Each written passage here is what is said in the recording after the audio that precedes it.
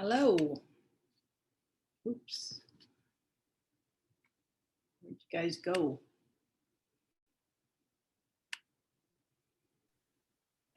Hello. Hey, Matt. Hi, Carol. Hi. Are you driving? Are you parked? I'm parked by a school in Dundee. I just got out of a listing appointment. I don't want you to be driving. No, I wanted to soak up the AC. It's getting warm out there. Yeah, I bet. Hi, Dawn. Hi. Nancy. Good morning. Nancy, you are always on time. Like, you're. Thank you. Thank you. Dawn, you're very serious. It's been a day. There's your smile. It's been a day. It's been a day. It's been a couple days, actually. Are you seeing more pushback difficulty in transactions right now than the everybody just put their hands up and give up place we were a couple months ago? No, not really. I mean, I'm seeing more difficulty after transactions from no inspections and issues like that. Like that's when I'm having issues with. Yeah, yeah. We just went through one of those. We're actually still in it, where the a whole lot of leaking happened from when that last storm hit, and it wasn't a just all of a sudden 2021 happening kind of thing. So yeah, I'm sure we're gonna have to. That's what we're dealing with We'll have right to now. have a. We're gonna have to have a Tom ATA to give us the dialogues and the processes for going through the after sale. Oh my God, what did I buy? Place. Mhm. Yeah. Yeah, when these people Right, are Tom? overpaying and not doing inspections, sometimes it can bite them in the ass later. Yeah, I wonder what percentage of homes closed this year without inspections. Would be an interesting statistic. Tom, do you have any sense of that? I think what we were seeing, at least from the first quarter synopsis, is that we were at like less than 50%, which Okay. in a Is that- normal, Was that industry wide or was that just I us? think that's more just anecdotal from our information. Uh-huh. So I don't know Okay. how that would reflect, but yeah, we were seeing definitely less than 50%. And because I think that what would be the most telltale thing is you go to home inspectors and see how much their business was down. Yeah. They're way down because I've talked to them and I know from a personal standpoint, I mean, both on my listings and my buyers, I mean, I would say 50-50, no inspection. And out of the ones we do inspection, 90% of them are for informational purposes only. Right. And so I think maybe less than 50% are getting inspections. And but there's maybe a little bit more pre-inspection business. So they're probably at down 50% is probably a good number if you kind of aggregate everything. And would you say that includes, Tom, the pre-inspections that we do on listings? Yeah. So was kind of my point, is that they might not be, and I'll amend it slightly. I would say that pre-inspections are probably up 10% and inspections are down at least 50. So I would say inspectors could be down 40%, between 40 and 50%, I think is a reasonable number. Yeah, that would be a good thing to get from the inspectors. I think we were at a Women's Council Realtors event. I was on a panel. I can't remember the exact number. I don't think vacas were down quite that much, but that was a while ago. So it might not have reflected, this entire cycle. Mm-hmm. I would be interested to know, and I think it would be a good point of our own marketing is the percentage of pre-inspections that we do by company. Mm-hmm. Which actually makes we would have no way to know that except for to pull people.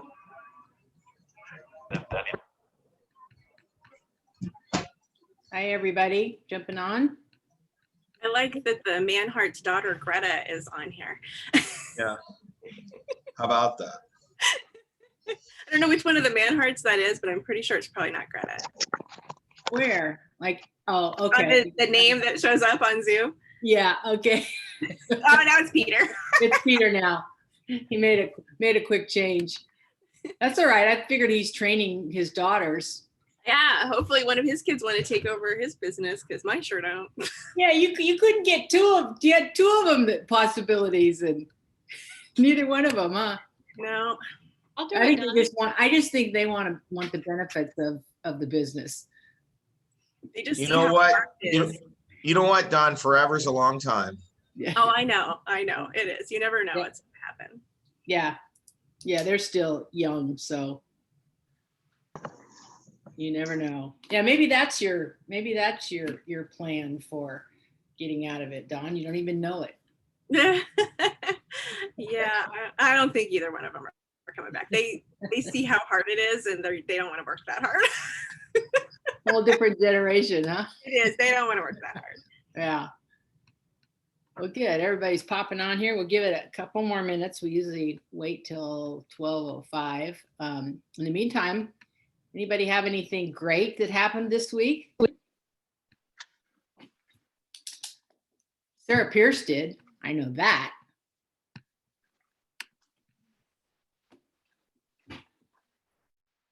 I've heard some, some people that are like in the middle of taking a big breath in the market, and others that, all of a sudden they just got like more business than they know what to do with. So it's pretty varied. I was on a call this morning on Clubhouse that I host with a couple of other agents, and people are tired. Like agents were just talking about, like they were so happy to be in a forum of being able to talk about just being tired and taking, taking a breath. And nobody was really complaining about that the speed of the market has slowed or anything, because everybody knows that it was almost across the board that most people said end of August, beginning of September, the wave's gonna just hit again in the same kind of fury. So one of the things we talked about is making sure to be looking at your pipeline that has people that kind of got pushed out of the market in the past 6 months that have pulled back. Those people have a better opportunity right now to do more negotiating. So we had a couple that they absolutely would not even entertain talking about buying anything without a full-blown inspection. I think this was May or June, when we were like really in the 20-25 offer kind of place.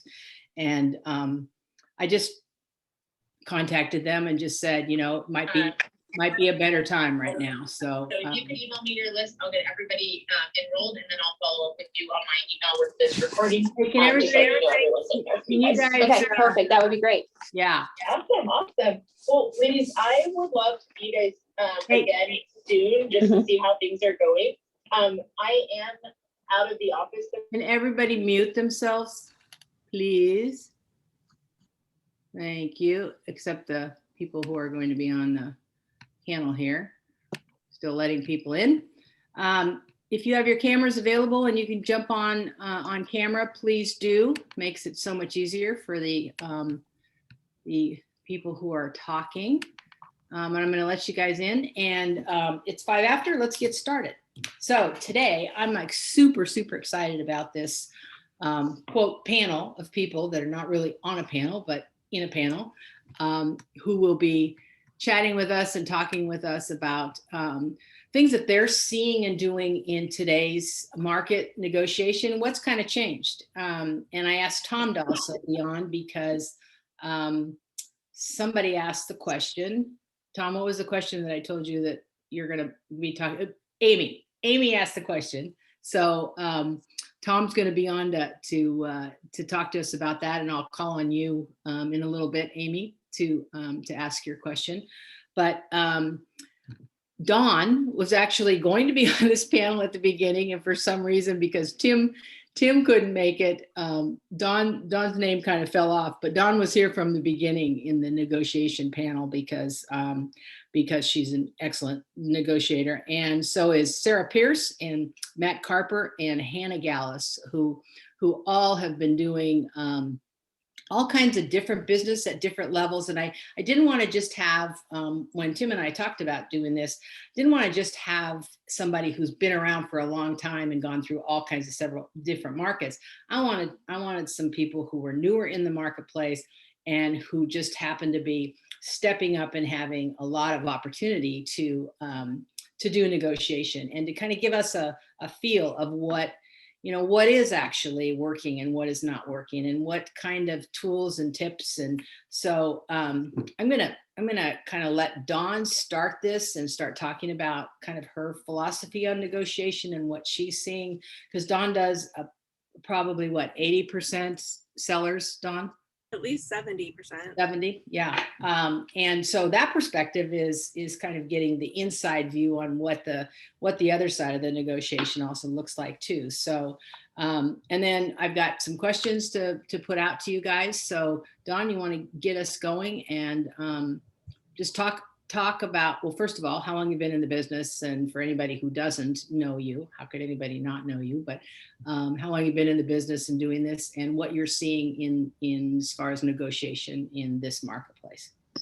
Yeah, I've been licensed for, this is my 21st year. I got my license in 2000, so I'm old. And things have changed a lot over those years, and we've had good markets and bad markets. But this is a very unusual market, and it's constantly changing. So I think it's really, really important, whether you sell 5 houses a year or 500 houses a year, that you are staying up to date with what's happening every single day, because you can list a house one day and you see one thing, and then 2 weeks later you list a house just like that and you expect to see the same things you saw last time, and that is not the case. And just this last couple of weeks, I've had 5 listings go up, and it's been surprising to me which ones still were in that frenzy, super speed of the market, and which ones were not. And I expected to get 10 offers on it, and you only get 1 or 2. So it's definitely changing a little bit, but the good listings are still getting lots of activity and lots of offers. And then speaking from a listing agent standpoint, the one thing that I'll say that I don't see very often on the other side is for them to go back and try to tweak the offers that they have in hand. So a lot of times people are just like, hey, we're in a multiple offer situation, send us your highest and best. And then they just look at the offers that they have in hand and say, well, this is the best one, so let's just sign this one and tell everybody else they didn't get it. And so I've really tried to make it a point to, talk to my sellers, of course, and do whatever they want to do, but go back to the ones that are the top 2 or 3 or 4 offers and say, hey, would you be willing to adjust any of the terms in your offer? We've got offers that are higher in price than yours. We've got offers that have no inspection. Would you take your inspection out? We've got offers that have a bigger earnest deposit, and try to kind of massage all of those offers, because you really miss an opportunity when you don't do that. So I know from a buyer's agent standpoint, I would love another shot at it.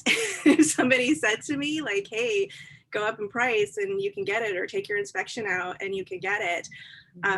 That might be something somebody's willing to do. And I had one this last week that, it was between 2 offers, and they were very, very similar. The only difference was the inspection, and those people were adamant that they would not take their inspection out. And I respect that, but my clients went with the one with no inspection, of course, because they're trying to mitigate all risk. So, but that being said, I have an issue right now with one that did no inspection, and now we're having big issues. And so, it's a risk, but even when you have an inspection, the thing that happened on this house, honestly, may not have come up on an inspection, even if they'd had one. Mm-hmm. Cool. Okay, Sarah, when you introduce yourself and kind of just give your feeling about where we are in the marketplace as far as negotiation, and what percentage of buyers versus sellers are you doing? Yeah, so I'm in my 5th year, just started the 5th year. And this year it's about 50-50. Actually, it's like 53% buyers and then 47% sellers. So that's definitely changed over the years from being a new agent and being primarily a buyer heavy agent. But I think in the last couple of weeks, I've really seen a change, even in the first time home buyer price range. I had 2 last week that were under 150,000. One was able to get all their closing costs paid for, and another one was able to negotiate the price down, and both got inspections. So I think that's been a big difference than it was a couple months ago. Wow, that's amazing. In the $150,000 range too. Yeah. Yeah, that's a great perspective. Thank you. Matt, introduce yourself. How long you been doing this, and what have you been seeing? And what percentage of buyer sellers are you dealing with? Yeah, so Matt Carper, I'm on the Compass team with Jay and Becky Morales and our crew. And I just started last September, and last year was really good for me, and this year has been absolutely insane. But for 75% buy and then 25% sell. And for me, still being new, it's shifting for me more for listings. But I agree with Sarah. My most recent one here that closes the end of the month, it was listed at 275, and it sat there, and it was at like day 10. And so I went with my buyer. We walked the house. I pulled comps. I asked the listing agent, "What are you using for comps? Can you provide that to me, please?" And I found one that I thought was a little nicer. So we offered 260. We did an inspection, and we asked for everything to be repaired, and the seller agreed to everything. So we got it for 15,000 less. Wow, and an inspection. Wow. Yeah. Okay, this is definitely. So it is. I see it shifting as well to the buyer's favor. But like Dawn was saying, those houses that are, everybody wants, that are just literally top notch. The colors are there, everything's there. Mhm. That those are still, going quick. Yeah. Dawn, you said you were surprised at the difference in which houses elicited the quickest and biggest offers. What variance was there that you saw? It's so unpredictable, because it used to be if you listed a house under 250 or 300,000, you knew there was going to be people fighting over it. And I listed one at 225, and we got offers, but we didn't get 10 offers. We didn't get 50 showings. We didn't get craziness, but we still got offers. We still got over list price, but it just wasn't the insanity that I expected. And then I listed another one for 335 that we were really honestly kind of at the top of the market. And I didn't expect to get as many offers or as much interest as we did. And we went way over list price and had tons of activity. So it's just so unpredictable.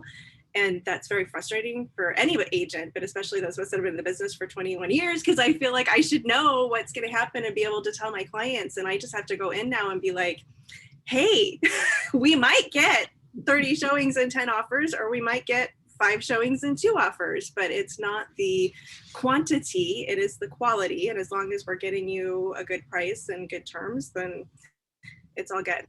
This is a dark tunnel of a market from any that we've ever been in before. So I'm not sure how we can predict the behavioral trends, because I think they're being established right now. And that's why it's so important that we're talking to each other, and that we're hearing like from you guys that are, on the front line and actually dealing with it. So great. Hannah, Carol, go ahead.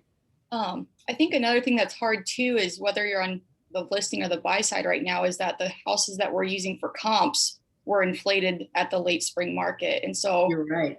that's making it difficult that the buyer, even though we might think it's 10 to 15,000 overpriced, the buyer is having a hard time even offering lower, because they think their offer is not even going to be looked at if the house is overpriced. And we don't know how much money that people actually brought in cash to the table for that gap. Yeah. So those homes may not have appraised, even though they sold for that amount, with the buyer bringing money for the gap also. So you're right. It's kind of shooting in the dark. And we are going on comps that are probably going to change over these next 2 months. So it's going to be interesting to watch this. I'm anxious to hear Tom's perspective on this also. Hannah, introduce yourself, how long you've been doing this, and buyer seller balance. And I know you're having a smoking hot year. So talk to us about what you're seeing. Yeah, so Hannah Gallus, I'm going into my 3rd year, I guess now. Right now, I'm probably about 70% buyers, 30% listings. Unless you count the flips, it might be closer to 60-40. But It's kind of been crazy because early this year we would list one of the flips even, and we'd have like at least 10 to 15 offers, and that would be the minimum. And now, you know, our last one, we just got one offer, and I'm sure part of that was the storm, but it's closer to maybe we'll get up to 5 offers. So for my buyers, early this year, the other ones that got their offers accepted were offering some kind of like either seller concession or paying the appraisal gap. And now I had one that actually is getting their closing costs paid. So it's kind of been a crazy shift because everyone's getting a home inspection accepted. Plus that one with closing costs was just crazy. Wow, that's like hearing this is it's just amazing. Closing costs, inspections, seller paying for repairs. That has less- not been my experience on my listings. Like, we are not taking inspections and we're still getting seller concessions. And so, I mean, I guess it's just all over the board. I mean, you just Yeah. don't know. Yeah, absolutely. One thought I would just share, apologize, Carol, and No, go jump in, Tom. I apologize.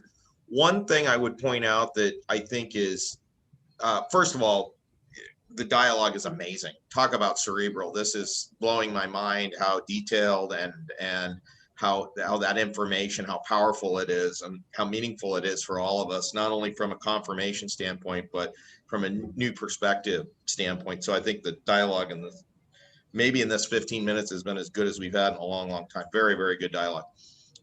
One of the points that Dawn's making where she's saying, hey, wait a minute, I'm not necessarily having to have sellers make repairs and what have you. Not every listing is created equal from the standpoint of the way it's priced. Okay, so are you hearing me okay, Carol? Yeah, I got Okay, you. so if you, and it was a point I wanted to make earlier, and I think it's just being emphasized by Dawn. If you can't go at the top of the comp market into the hot market that Sarah was alluding to earlier, which was a very astute comment, and start pricing off that market, because we're still in an auction-oriented environment in the event that things are priced at or below the market. And one of the reasons that Dawn's able to get a lot more offers and ultimately be able to dictate the terms is because she's not bringing the property in at the spring height of the spring market pricing. So she's able to create more activity. And then that activity, of course, is demand creates, you know, terms and price that are favorable to the seller. So a lot of this has to do with how effectively you're pricing your property relative to trying to create that auction environment that still exists. But if you are slightly above the market today, you're dead because of the way that it has evolved shortly. So I think it's important to make that distinction, because that's a big, big part of whether or not people are getting any offers at all, 1, 2, 3 offers, or even 8 or 9 offers. And if you're getting 8 or 9 offers and you're able to go back for highest and best, you're going to create a better dollar for your seller, plain and simple. You just are. It's just, it's math and it's probability. So I think that that's important to note. Super. That's a great comment. So what are you guys, the 4 of you, and any one of you can jump in here. What do you think, in your view, is really different about the 2021 market versus the 2020 market? Which then the back end of that question is, what do you see? Do you see an in between for the 2022 market? What's your thoughts on that? Dawn? So with the inventory levels, I mean, we thought we had low inventory in 2020, but we had no idea what was coming in 2021. So I would say, you know, starting off in January and early spring, we all saw the insanity of the market just because there was so much pent up demand and there were no houses. We still, you know, I've pulled comps and pulled numbers. I'm sure Tom has too. I mean, we're not seeing a ton more listings come on. It's not like we're all of a sudden, you know, 10% higher in listings right now, but we have seen some slowdown in the market. Some of the urgency has waned a little bit. And my prediction is 2022 is going to look very similar to what it looks like right now. It's still going to be a strong seller's market, but just not as frantic as maybe we saw last spring. Okay. Sarah, Yeah, I think Dawn's right on track with that too. And I think another thing that's been different comparing the two for me is that the buyers, I feel like they're jumping in and out of the market more because of how much it's changing, the highs and the lows. And so I'll have some people who they seem really gung-ho, ready to buy, and then they're just getting defeated so quickly, where I feel like last year people were kind of sticking around a little longer and giving it a couple more opportunities to try to get a house. But I think it's, again, changing though. It's people are getting a little more comfortable with how things are moving the last couple of weeks. Sarah, will you share the speed that you've seen? Sarah and I just had a coaching call this morning, and she was sharing with me about all of a sudden the speed up from Zillow leads. Yeah, I think now that things are cooling off, a lot of people, there's just more talk about through the town, through different conversations, that people are having these success stories. And I think their friends and family are hearing that. And so they're feeling more comfortable with possibly, if they needed to have a 2-cell contingency, that they might have an opportunity now. And so I think things are getting a little more upbeat versus the last couple of months. People are really defeated, whether they were on looking for a house or looking to sell and buy at the same time. So Matt, you started in September of last year, and I think you hit the floor running. What do you see different from when you started last September, other than you're not scared to death anymore, and now with where the kind of the feel for the market is for you as a newer agent, now that you've got some education under your belt and some experience? Yeah, I think it's kind of like everyone is saying, the buyers were just getting defeated. And I had a few that, they would miss out, and I always just reassured them, like, hey, there'll be another house. Don't lose sleep over this one. If it's meant to be, it's meant to be. Like, we'll find another one. And then I feel like the tail end of June, 4th of July, everyone kind of took a big deep breath and was like, I'm just going to wait a little bit. But now I feel this shift has happened. And now, like I just said, the deal that I have that's, closing here soon, that speaks. And I've been telling people that, like, hey, if you see something you like, it's worth going to look at. You don't have to say, well, I have to spend $15,000 over the list price. And I have one client like that right now, like, well, we're looking at $200,000 houses because we know we have to pay $215,000. I said, that's not the case. You just got to find the right house. And I said, and right now, there's a lot of houses that are sitting for 3, 4, 5, 7, 10 days, which, wasn't the norm 6, 9 months ago. So, okay. Hannah, I have a question for you that's related to some of the part of the business that you do and this was not on my list that I sent you of questions. So Okay. Off the wall.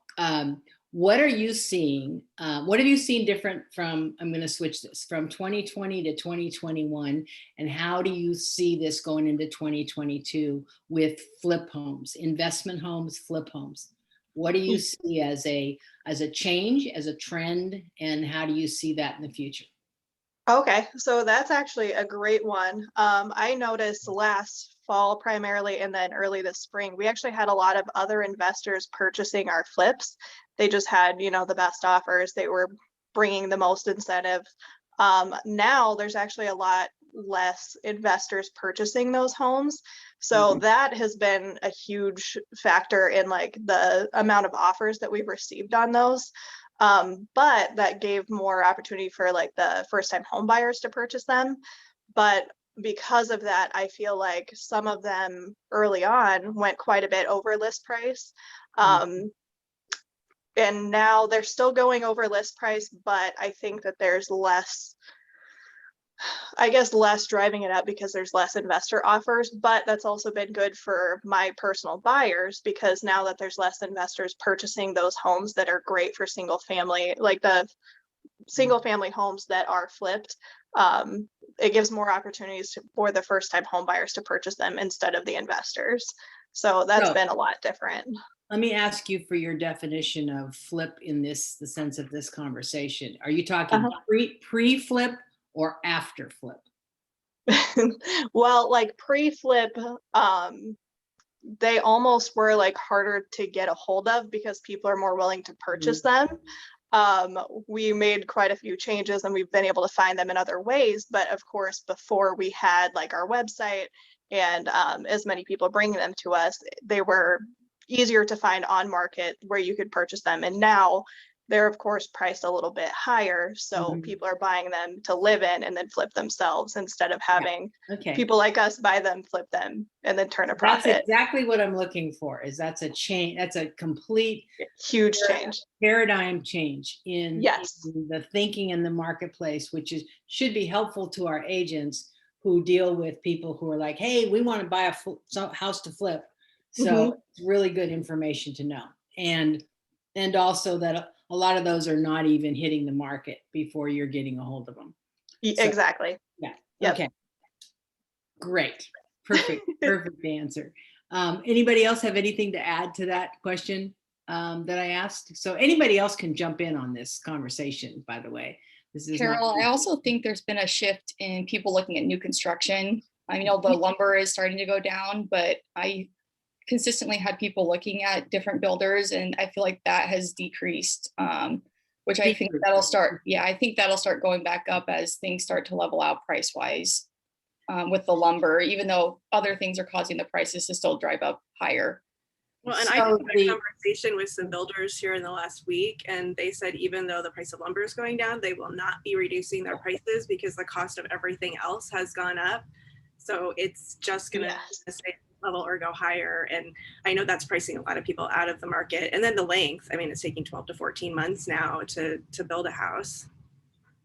Are any of you on this call reps for new construction? Somebody could say something here. So my question would be, and maybe some of you are involved in some new construction, is are you said, Dawn, that they're not, the prices are going to still go up. What's like the lowest price 3-bedroom, 2-bath, 2-car garage? Where's the entry level of new construction that somebody can actually buy a house right now? I believe those the celebrity multi-levels that really basic multi-level that Celebrity has, I think that the base price on that actually went up to like $280. I think it might be a little bit higher. Charleston has some villas that are around there too, but they might have gone up just now with the lumber too. But I've heard the same, that they're not going to bring those prices back down regardless of lumber. I used to have a lot of new construction clients, and I think now I have 2 under contract, and we're still waiting to hear about a price update for one of them. So okay. While you're talking, I'm going to go to my next question for you. So how would you describe your own negotiating skills? Hannah. My own? Yeah. I guess friendly, because like a big thing that I try to do is be like really friendly and connect with the agent. Actually, it makes it a lot easier for me to get more leeway with my clients, I found.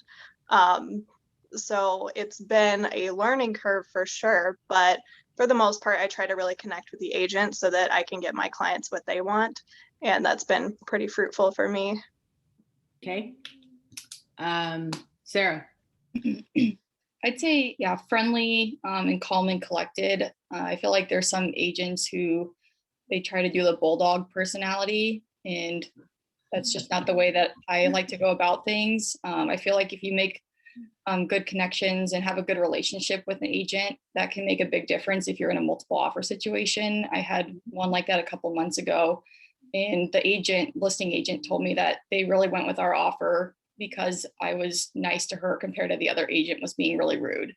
So I think that can make a big difference in this So market. it's good to have the rude agents out there when you're competing against them. Yes. Dawn.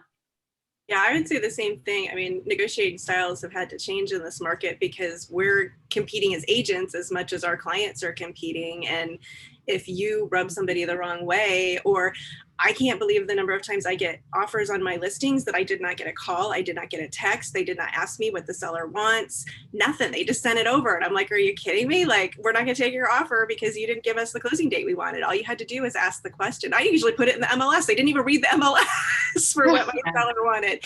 And so, I've found that, you can kind of get a long ways by being nice, but being funny. I have like a funny meme I send to agents when I submit an offer in a multiple offer situation that they think is hilarious. And one agent actually said that they took my offer because of that, which I thought was so funny. Whatever works. Whatever works. I don't care. I'll kiss your ass. I'll send you funny memes.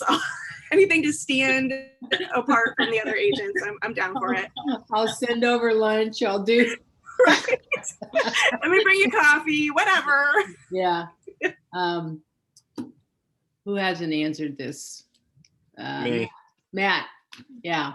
Yeah, and so I kind of what everyone's saying, like if my buyers in particular are interested and I'm going to be negotiating, I will reach out to the agent and say, is there anything I need to know in regards to closing date? I'm trying to get as much information as I can, so I'm building that report so it immediately says like, this is our interest level and this is where we're going. And I've had other agents that just give me short answers. Yes, no, call this. And it's like, I'm just trying to get that relationship, or I'll say, I'll try calling. And that's what drives me nuts in this market too, is I'm trying to call to get information and there's no answer. And then I'll send a text asking the question. And then I get a short answer. And I'm like, can you just pick up your phone? Seriously, like we're trying to work together to sell a house here. Like answer the phone to communicate, because that's what this is all about. And so when I'm negotiating, again, I'm trying to get as much information as I can so that I'm putting the strongest and best offer together. And then also so I can provide that to my clients and say, hey, this is what I was told. This is what the listing agent had to say. These are some things that maybe we can help with so that we can get an offer together. A guy with no shirt just walked by, Dana. Sorry for laughing. Yeah, I think what I'm hearing from all of you is something that was not like always at the top of mind.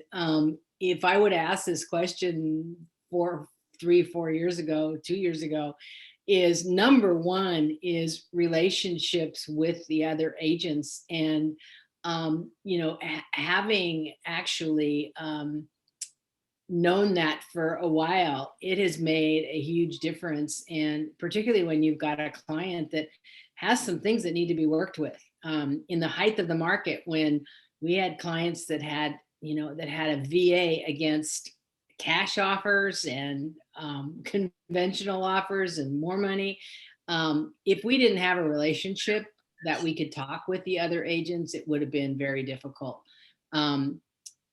One of the reasons I love doing deals, and we've done several of them this year, we didn't push them, but our agents just love the houses that the agents at Better Homes and Gardens, a lot of them listed. I love doing deals with other agents from Better Homes and Gardens, just because our shoulders were down, and it wasn't it was a let's try and make this work if we can for our clients versus just another ripple in the tide. And I really have appreciated that. And there's a lot of agents with other companies that also are very cooperative like that. But I think that's a huge difference. Yeah, Pete, jump in. Hey, I was just going to say, Jen and I have noticed a lot of, because of I think it's a product of the political atmosphere. We just have had, for instance, the self-righteousness of agents, and I'll explain what I mean by that. We got a text, we sent a counter this morning, and the reply to the counter was a text that said, "Really, man? Let's be realistic here." That was the reply to the text.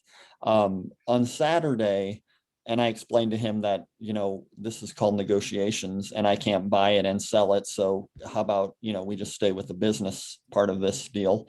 But on Saturday, we received an offer all cash we had multiple offers on a listing, and we asked the gentleman to please provide us proof of funds. And that could be as simple as a screenshot from an account, and you can black out the account numbers that is in excess of the purchase price.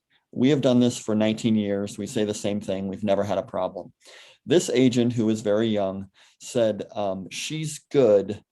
You can Google her. Now, I don't think he understood that me Googling her is not going to give me what's in her bank account. I'm not sure he understood that. So I just think when we talk about self-righteousness, the idea you might be wrong is the very first thing that should be in your mind as an agent. You know what I mean? And you got to understand, this is a negotiation. Just because you think it's unreasonable doesn't mean it's unreasonable. So I think we've seen a lot of that kind of sway to like, and that I think that's a product of the political atmosphere. Everybody thinks they're right and the other guy's evil. And I think it's also with these letters coming out, you know, I love puppies. I love, you know, everybody is like, gosh, I should get the house. So I think people, obviously we want to work for our clients' best interest, but clearly this guy telling me, really, man, let's be realistic, is probably not to the benefit. And by the way, that cash offer did not, after several requests of simply give us a proof of funds, did not get the house because he said, just Google her. Now, I did Google her, and she wrote books on wealth. Now, what happened in that situation was probably had he never spoke with the buyer to get proof of funds. He took it upon himself to do this, and his buyer lost the house because of it. Now, is he going to tell the buyer that? Of course not. Or of course not. They'll just lose the house. But I think we need to be careful. Like in that instance, think about that. You think this person who wrote books on wealth has any problems with simply providing a proof of funds? No, she has no problem with that. But after 3 requests, he continued to say, no, you don't understand, dude. She's good, which is not a proof of funds. So anyway, I just think we ought to just remember that when you're kind of negotiating that, you know, Jen and I we have no emotion in it at all. This is the counter. We hope it works out. We try to be as realistic as we can, obviously, but you got to remember, we're not making all the decisions, our clients are. So, yeah, and I think we can hold ourselves accountable to professionalism, and hopefully the industry in some way helps to hold other people to their professionalism in representing their clients. And so, yeah. So it is important. It's important to be relational with, you know, back to that point, is it's important to be relational with each other. It's very important to be relational with each other. And like Dawn said, how many agents just don't ever even call you when you have, and I would say never negotiate outside your client. I mean, clearly by him saying, Google her, she's basically in essence saying she's rich, Google her. He was negotiating, because it was negotiating. We were asking him, we were saying, this is what we need from you if we want to get this offer together. And we have multiple offers and we have till 5 o'clock. So I think you need to stress, never negotiate outside your client, because it will come back to bite you. And in that case, it did. They lost the house. So thanks for the input. So do you think, and Sarah, you can address this. Do you think that sellers are just looking for the best price, or the majority of sellers are just looking for the best price? Do you think that's the biggest piece of the negotiating in the transactions that you're doing and have been doing? I think it really just depends on the client, but overall, the last couple ones that I've had, I think flexibility is the big thing. So for a couple of them, it was more important that either the closing date was a specific date, or in one case, they wanted to have a rent back for a couple of days. And so again, coming back to just asking what works best for the sellers, they've been able to get the best offers, and one of them wasn't the best price. And so I think that made a big difference to compare to a couple of months ago, where it's like a lot of sellers were kind of just in it for get the top dollar. So the three most important areas that you find that really need your negotiating skills and the most difficult coming to agreement from both sides. What three areas do you think those are that we need to get really good at in our negotiations? Like the aspects of the offer, you mean? Yeah, like what you said. So one of them is Closing date. closing date. Yeah. The terms of, I'd say the terms of the inspection, like if a lot more people are getting inspections, so reducing the time frame that you're doing the inspection was important, just to not have the potential of the 18 days being out there. So that's one thing that I've been countering, or at least putting in if I'm the buyer, is that we'll get that done in a week or 10 days. So that's been important. And then also, I mean, it is the price too at the same time, but it's not the top of the list anymore. Okay, so one thing that we have done is when we put an offer in on most of the houses that we've written offers on or are writing offers on, we actually, and if we're going to have an inspection of any kind, even if it's for major issues or just for their information, we make the appointment and actually put that into the offer, that the appointment is made, and they're usually within 2 days, and which inspection company it is. Yeah. And that's been super, super helpful. I've had a couple of different sellers agents that have said that it was very clear to them. It wasn't a dark tunnel again of, okay, inspection, but what and who, and there was no more questions. So again, removing as many questions as possible by mitigating whatever risk that can happen, I think is helpful. So yeah, the buyer, I've been doing the same thing. Is if it looks like we might have a chance, I've been pre-scheduling the inspections for a couple of days out.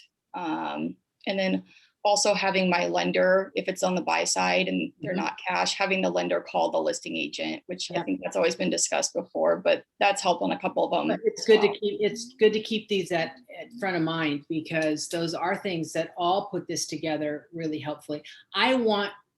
When we write an offer, I want the agent to just call and say, there is one thing, can we adjust this, whatever it is, or, one thing maybe is about as much as I want. I want everything else to already be predetermined. So, yeah, good. Dawn, do you agree with that? Those are the three things that you see the most as being the point of contentions? Yeah, I mean, definitely those three things, but then really important too is, are they willing to make up any kind of an appraisal shortage? Because it doesn't matter what the price is if you can't get that price from a lender and it's got a loan. So a lot of times my clients will not take the highest price. They'll take the one that has the appraisal shortage and no inspection, and giving them the closing date they want. Price is important, but it's not the most important by any means. Yeah. Okay. Hannah? Agree? Have anything to add to that, Hannah and Matt? Yeah, I agree. I think that it does absolutely depend on the client, because I've had some clients that took actually the lowest offer because they liked the offer and for whatever reason felt like the person who was buying it would love the home the same that they did. The ones that, need the highest price, of course, they're going to look at those other contingencies like the appraisal gap and any kind of seller pay or buyer paid seller costs. Was always a huge one. Yeah. Matt? Yeah, all those I would agree. And I had a situation like that too, where I had a listing in Papillion and we had an investor who he basically put the offer together as agent, and it said for a rental house. And so my seller said, I won't sell it to an investor as a rental property. I love my neighbors and I want a family to move in and enjoy the house, the neighborhood as much as I did. And so, I think those things are just as important as anything else, and again, I think it's the risk, right? So when I'm writing an offer from the buy side, I'm trying to say, we want to have the lowest risk possible for the sellers to look at their perspective here and help the buyers understand that. And I always do that by saying, well, if you were selling, if they're selling their house, of course, too, depending on the situation, it's trying to remove as many contingencies as we can, but being realistic and, providing a good offer. Yeah, great. Good, great feedback. Amy, I'm going to go to you now so you can ask your question that Tom can address. Tom, if you're ready. Just I noticed someone just in the chat sort of asked the same question. yeah, and somebody in the chat just asked the same question. So it's time to talk about that. Well, I figured, you know, Carrie and I were having this conversation about appraisal gaps because we have an appraisal that came back very low, $20,000 low, on a $425,000 house. And in our verbiage, like everybody's doing, we had said that we have the buy side, the buyer will cover $10,000. So we did find a comp that the appraiser didn't use. So it's in negotiations. But our question is, and sort of, I'm sure other people have the same question or have had this concern, is the person that is selling the house, the agent has said she doesn't have to sell this house. She's just moving in with her boyfriend. So she doesn't have a lot of motivation. And she has already said to us, she has this number, the purchase price, in her head, and she'll just walk if the appraiser doesn't now reevaluate and come up. So we started talking about it. You know, I think in times past, the social moray was always that the seller, it was kind of the burden of the seller to, if an appraisal came back low, you know, sort of the understanding, whether written or just innately something we all thought about, was that it's the seller will usually come down, or you try to negotiate like coming together. Now with these gaps, you know, our buyers are like, hey, we've already said we'll cover 10,000. So they feel like, shouldn't we expect that now the seller will come down? So they are really at the mercy of a seller that if this seller doesn't have a lot of motivation to sell, doesn't have to do anything. And it kind of feels like, as representing our buyers, that we are not giving them, I don't know how to answer that to my buyer. So why would they want to cover it if they can only afford to do like a 10,000 or a 5,000? I don't have any guarantee to say, hey, if we get a bad appraisal or if it comes back low, you know, you may be out of house. And in this case, we've already sold their house. And so now we have a 5-day window in between, and we have kids starting school. It just feels like we're not being great stewards of our buyers, because I don't know how to protect them. And so I was curious, if I was having this question, if others of you, and Tom, certainly I wanted to hear from you, if there's verbiage we need to start writing in, since we're all writing appraisal gaps into our contracts, or how can we protect our buyers? That's our big question. Great question. Thank you. Tom. I want to point out. Can I just say something really quick, Tom? Allison, hi Allison. She wrote an offer on one of my listings, and she had some fabulous verbiage from a buyer standpoint that I thought on my listing standpoint. And I'm like, no, we're not going to automatically agree to go down to whatever the price is on the appraisal. But that's how she does it. So I'm curious if anybody else is using that verbiage, because she says she does it all the time. I write Allison, them can you like, share? Yeah. The buyer is willing to cover up to a $10,000 difference in appraisal, and something I have it written down somewhere, and that the seller will adjust accordingly. And of course, Dawn Grimshaw is smart, and she was like, I'm not doing that. And I was like, well, dude, everybody else does. And she just laughed, and she's like, well, we're not doing that. Like, okay, fair enough. And she laughed when she did it too. Yes. And we had a good cackle, and we still did the deal together, and it was fine. But it's the only one I've ever seen use that language. So that kind of, right to your point, Amy, is, and agents don't catch it apparently. Yeah, well, Carrie and I talked about, do we need to have and if it comes back short, you agree to come to, we're already coming up 10,000 or whatever the case may be. Well, and Allison's language doesn't actually say if it comes up short. So it's not something that you would immediately read and be like, wait, no, like her language, she'll have to send it out to everybody, because her language, can you share that? Like, the new purchase price will be the appraised. I don't remember how it was. I was just like, I had to read it like 3 times, and I was like, wait, no.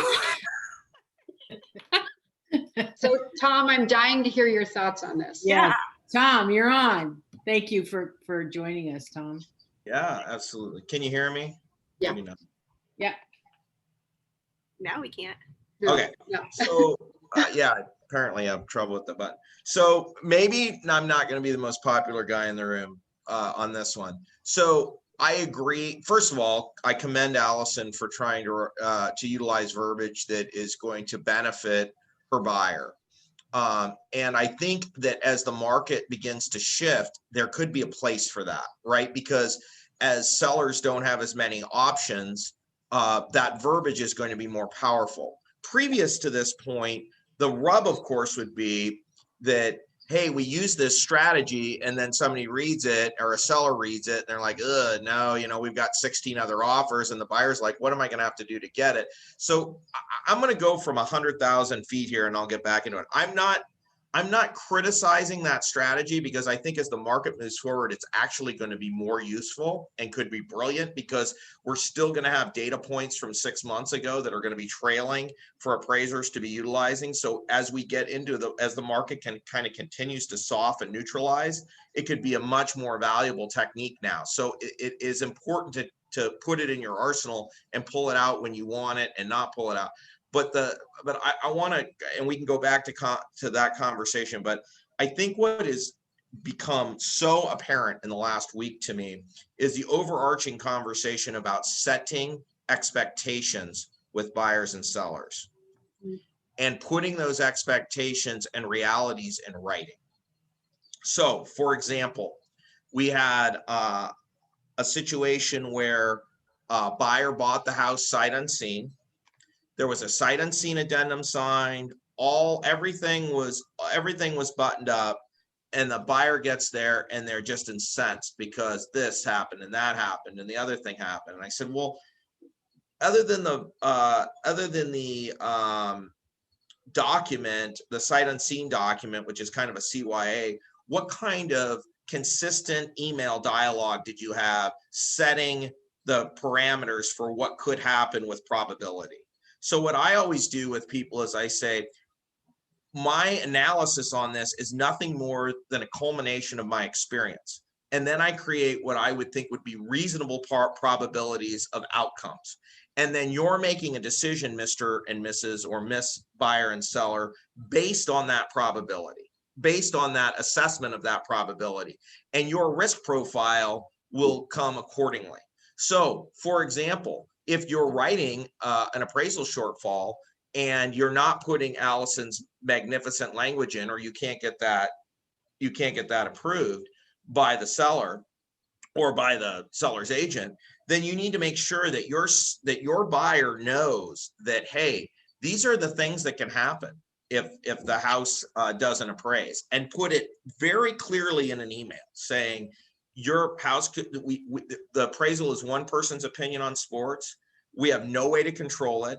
It is highly unlikely once the appraisal comes back that we can fix it. It happens on occasion, but not very often. And you may very well have to pay the shortfall. And if you limit the shortfall, you may very well not get the house. There is no silver bullet, right, on some of these, especially in a pronounced seller's market. It's more about setting expectations with the client and documenting those expectations, because people have such selective memory. One, when they're writing the offer, they say to you, I want this house, make sure I get this house, where I'm going to cry, my wife's going to cry at my husband's going to cry at the kitchen table if I don't get this house, sobbing, if we don't get this house, our life will end. And 30 days later at the closing table, wonder why you're so incompetent and how you could ever put them in this terrible position. And so it's important that we document all the pitfalls, because there isn't a silver bullet. There isn't. I mean, you can put the information in. It's like inspections. You need to say, hey, listen, there is going to be something that is going to come up with this house that is not going to be wonderful for you as when you get this house, whether you have an inspection or not, but probably more pronounced if you don't. So if you aren't prepared for what could go wrong, and even citing examples, the roof could leak, the furnace could die, water could intrude the basement, electrical could be a problem. You could have plumbing leaks. You could have a plumbing pipe that's burst behind a wall that hasn't been turned on because that shower hasn't been turned on for 6 months. All these things are possible. So I really think, as I've kind of, and this thing has really come to a head, by the way, in the last 2 weeks. I mean, my phone is blowing up with inspection problems. We knew it was coming, right? We all knew it was coming.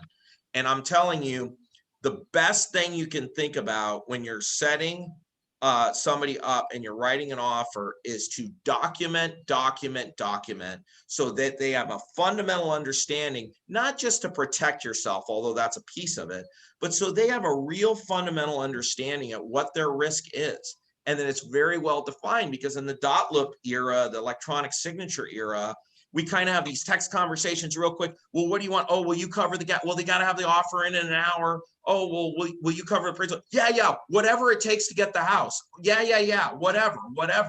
And these texts are coming back. And then 45 days later, ta-da! Oh, well, I didn't know I signed up for that. Well, I don't want to do that, because once they get mono e mono, then the whole mentality has changed. So setting expectations, documenting those expectations, and ultimately making sure that they're owning those and being listening to create some understanding about the dialogue. Yeah. Simmons on the Hey, somebody's got your microphone on. using a couple. Hello. Julie, we can't hear you. On his. Good God. Okay. Julie, do you want to put it in chat maybe? Julie did bring up something in the chat. She was talking about appraisers not taking information. And one thing that I've been doing is taking the offensive side of it versus playing defense after a bad appraisal. And I've been doing appraisal packets depending on the situation. So if I have the listing and they didn't put any type of a gap, then I'm making sure to give information if the appraiser is willing to take it ahead of time. Or if I have the buyer who's covering a gap, I want to make sure that I'm putting that information ahead of time. If the appraiser is going to take it, that will support the value and they're not going to have to come out of pocket to pay that gap, even though they said they would. So I think that's helped. I haven't had any, besides one recently, that they wouldn't take any information. And he basically told me that we're going to have to agree to disagree on what comps you think are reasonable. That was his exact words from the appraiser. And I think appraisal packages are absolutely being good stewards of your client and are very, very wise strategies, because it allows the appraiser it gives them and proactively, right? So proactively being the key. So you're submitting it and trying to get the lender to submit it, or if it's your listing, you're leaving it on the counter, or if you're the buyer's agent, you're providing the opportunity and asking the list agent if you can leave the documentation for the appraiser.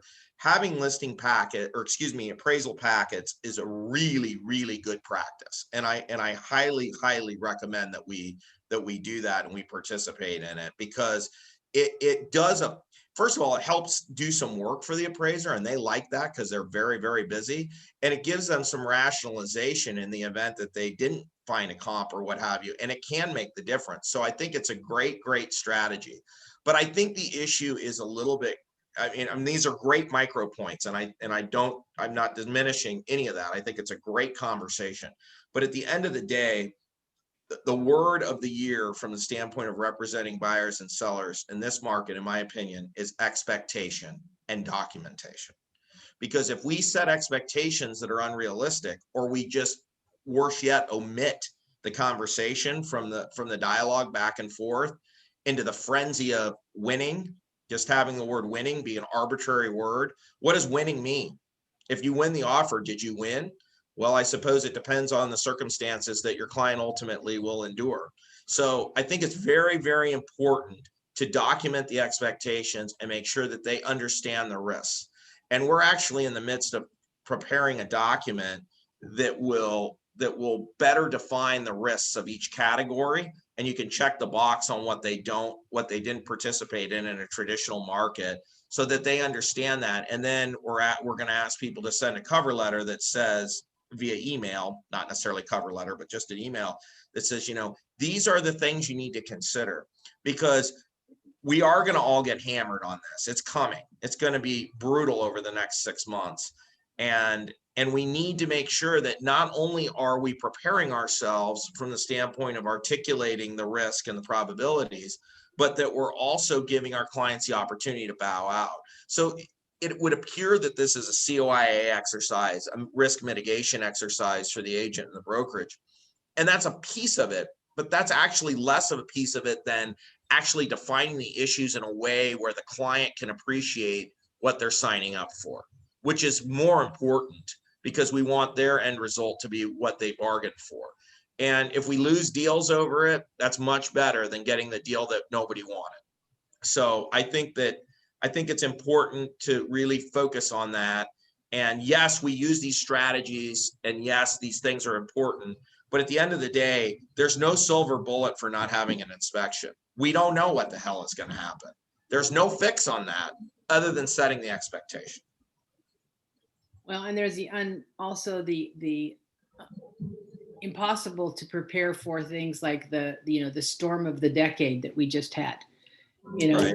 That was, how do you even prepare for that? And that's the biggest test of what people accepted on their inspections.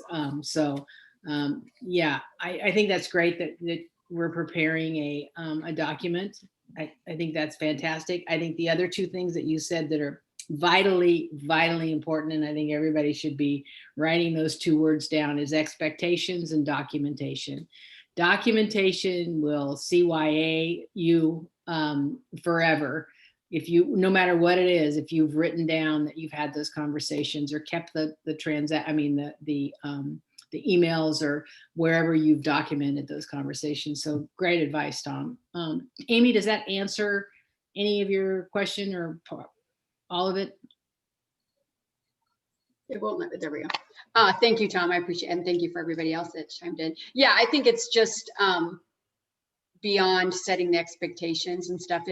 It comes down to each client is different. Each situation is different. And so this one is just, we did prepare expectations and stuff, and it just feels, I think when you care for your clients, I want to do the best by them. And I want to make sure that I've done everything humanly possible to prepare them for every situation, one, but also that I have, exhausted all my protective measures for them. And I want them to feel taken care of in this crazy market in a way. And so, yeah, I agree with you. Always over, give them all the expectations and document. Those are wonderful reminders. And we always try to do that. But this is, yeah, it's a hard, I just was curious if other people had run into. Well, sure, everybody is. One of the things I would say is a component of expectation is identifying potential outcomes.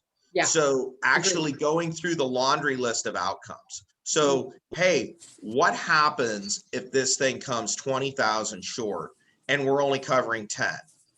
Can we ask the seller to do that? We can't. We could ask the seller to meet us in the middle. Would they meet us in the middle? Would they come 10 if we come 10? Or will they come 5 if we come 5? Could we write that in? Absolutely. And then them understanding that if there's one offer, no problem, right? Why wouldn't we try? If there's 6 offers though, here's the problem. If there's 6 offers and you said, oh, I think there's a 75% chance that thing's going to appraise. There's 6 offers. The chances that it's going to be more than 10, probably less than 10%. And you look at those probabilities and you set those expectations and you make a business decision. As long as you played out the scenarios, then we are only part of the equation. Yeah. And we don't have magic wands. So it's all about bracketing risk, creating probabilities within those risk profiles, having your client understand and absorb that, and then making a business decision that is highly informed. And if they're highly informed and you do the things that are necessary, pre-appraisal packet, try to negotiate the best terms for the seller agreeing at some level to participate in it, and you do all those things, and the outcome isn't what your client you want, then you have to put your head on the pillow and feel okay with it because you did everything the right way. And we can't, do I go to bed at night frustrated, disappointed, and sickened because an outcome isn't right? Of course I do. We're all human. But if we've done our very best and we've prepared everybody for the best outcome, and we've positioned them for the best outcome, and we don't get it, we've got to feel good about ourselves because we're doing more than 99.9% of them are, which is, hey, dude, Google her. Because that's the alternative is, hey, dude, Google her. Yeah. Sarah Pierce is sending out an appraisal packet, and this buffoon, probably a guy, more than likely, is, hey, dude, Google her. So come on, we're better than that. So we got to give ourselves some, because I got a lot of people, and I know we're way over, Carol, but this, Okay. I got a lot of people coming to me right now, hanging their head. I'm terrible because I did this. The outcome was poor. Most instances, the agent's behavior was absolutely just fine. The outcome was poor. We need to focus on our behavior and doing the right thing, both from an honesty and ethics standpoint and a best practices standpoint. And then we need to put the head on the pillow, guys, because if you don't, you're going to make yourselves crazy. We can't always get tied up with outcome. We've got to get focused on process. Regarding negotiations, it's Omaha, Nebraska. You always catch more flies with honey than you do with vinegar. And over communicating is a hell of a lot better than under communicating, to Don Grimshaw's point and to Peter Manhart's point.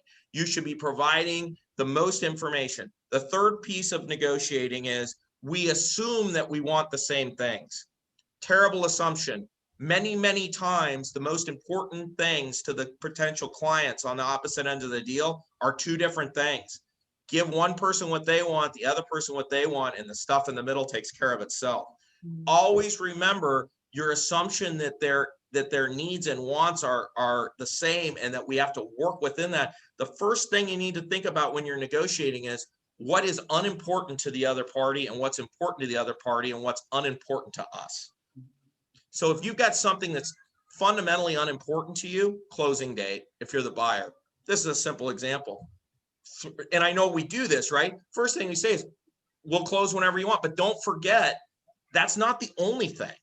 It might be, hey, I'm totally fine paying more in closing costs for the seller if the seller will agree to make up a shortfall or meet us in the middle at that point. If we say we're going to pay $10,000 in seller's costs, but if it does appraise short at some point, the seller will absorb 10,000 of it, because we've already moved the needle, right? Because it's not 410 to 400, it's 400 to 390 because we're paying the 10,000. So all these things are components of the negotiation, but always remember to make sure that your that the stuff that's important to you, that you hone in on that and make sure that the throwaway stuff to you is the first olive branch you send to the other side. Anyway. Perfect. Thank you. That's all I got. I don't know. I got no silver bullets. Any last words to our great panel, Matt, Hannah, Sarah, and Dawn? You have any final words here? Okay. Thank you, everybody that joined in on this conversation. This will be available to you up on the YouTube channel later today. And I really appreciate everything that you all contributed. All good stuff. And if you have questions, just like Amy did, she shot me off an email, and Tom was here to answer it, and everybody else contributed from the negotiation place. Or if there's any other topics that you want to hear, let me know. We will not be having ATAs during the month of August. So is this the last one for this month?